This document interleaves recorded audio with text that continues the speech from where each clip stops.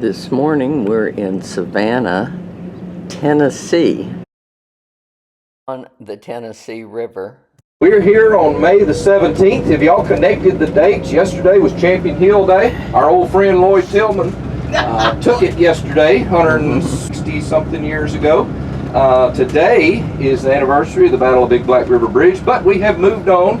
Not actually moved on, we've moved back in time, our DeLorean, and we're back in 1862 now. And they hosted Ulysses S. Grant.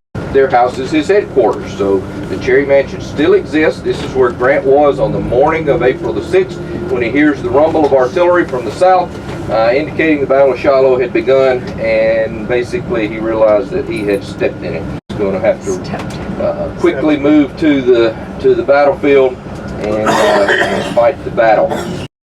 This is the Cherry Mansion. There's a good shot of it. That's the Cherry Mansion.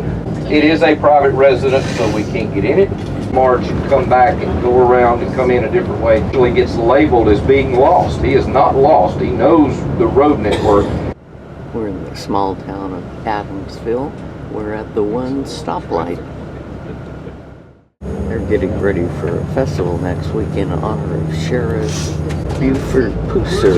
Evidently there were... He is known for his virtual one-man war on moonshining, prostitution, and gambling and other vices.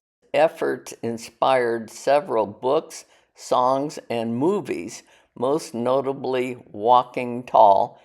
Very interesting Civil War history over the course of 6-8 months. And there are different phases of the operations down here in Corinth. First of all, you have the Confederate buildup here, the concentration, and the march to Shiloh. That's the part that we're most interested in.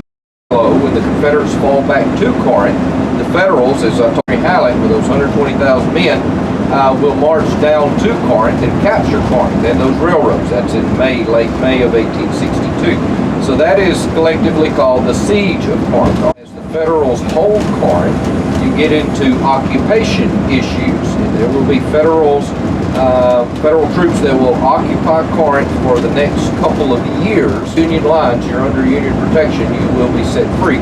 And that occurs here at Corinth. And so they began to set up what are called contraband camps. Since this is not per se dealing with Shiloh, and the main one becomes a model camp in October, and they will retreat down into Mississippi, and then we will begin the Vicksburg campaign. And so he will withdraw without a fight. Now, that basically cost him his command because just a couple of weeks earlier, he had written Jefferson Davis and said, if defeated here, we lose the Mississippi Valley and probably our cause. Then 2 weeks later, he withdraws without a fight. If it's that important, shouldn't you have fought for it? Crossroads right here is what it's all about. That's why the Confederates are concentrating here. That's why the Federals are coming here to take this place. And of course, that's why all the fighting occurs around here. One of the more historic points in the Western Confederacy is the Memphis and Charleston. Now, that's not the name of it now.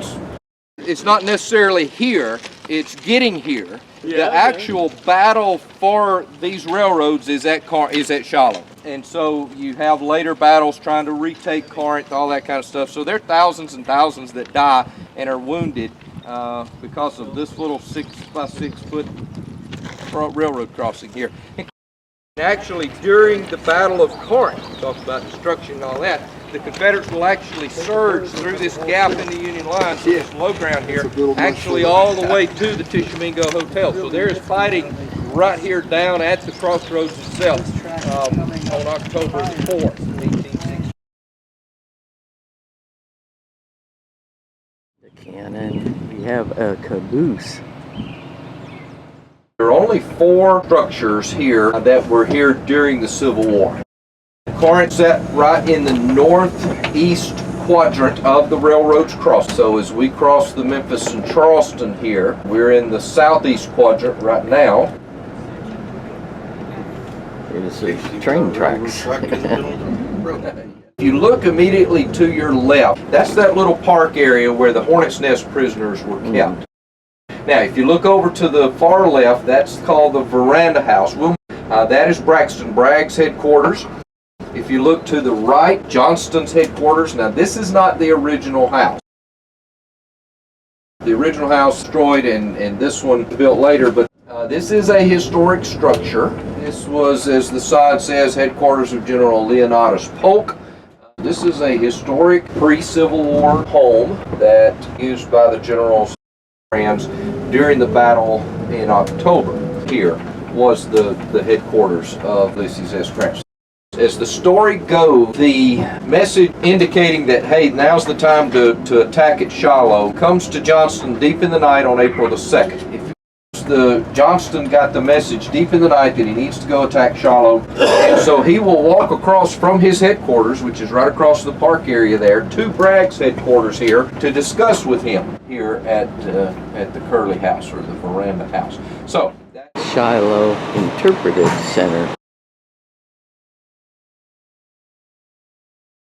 Right here is where these two train tracks cross, and there's the old depot that isn't standing. There's the town of Corinth, and the sign indicates evacuation of Corinth, Mississippi, lately held by the rebel General Beauregard. Shows them burning the station, warehouses, and supplies before the entry of what they call the national troops. This is our historian, Dr. Smith. 5 books about Vicksburg, but he's got a book here about Corinth. Sitting here in front of the Interpretive Center, probably a bedroll and a soldier's possessions, and food in there, I suppose. This is made out of some kind of metal, and that's a jacket for ramming down in the cannon. Likely this was for gunpowder. Maybe saddlebags. It's got a big shell in there. Climbed up the hill, and there is a cannon. These are earthworks. They pull that thing forward, and it's got quite a range of shooting. Here's what it looks like from the other side. He's following the retreat of the Southern forces from the battlefield of Shiloh. 2 Confederate armies combined to defend the strategic railroad crossing here at Corinth. Texans from 18 different units assisted in the defense until heavily outnumbered, the Confederates were compelled to abandon the city on the 30th of May. The Battle of Corinth was fought on the 3rd and 4th of May, culminating in 3 charges against this site led by General William Rogers of the Texas Infantry. The attacks failed and Rogers was killed. Native of Alabama, captain of the Mississippi Rifles, and we have a great big obelisk. The Texas Division of the United Daughters of the Confederacy, surviving members of the family and admiring friends. Unknown Confederate soldiers, erected here by U.S. grandchildren of Texas in 1918. We, the people of the United States, in order to form a more perfect union, establish justice, ensure domestic tranquility, provide for the common defense, promote the general welfare, and secure the blessings of liberty to ourselves and our posterity. Shenandoah Valley, Pea Ridge, Port Pulaski, we're going to go there. Second Bull Run, Antietam, Stones River, Chancellorsville, Richmond, Petersburg, a whole bunch of places. 1861, 62, 63, and we're up here to 1865. As we know it today began not with the Revolution of 1776, but rather in the new nation that emerged after the Civil War. The war was fought over issues of liberty. The cost was high and many issues remained to be resolved. In 1860, you see where the Americans lived and where basically agriculture work was in the south and some industrial up in the north. Interesting photo. And I saw this next to the visitor center, and in the walkway there's bayonets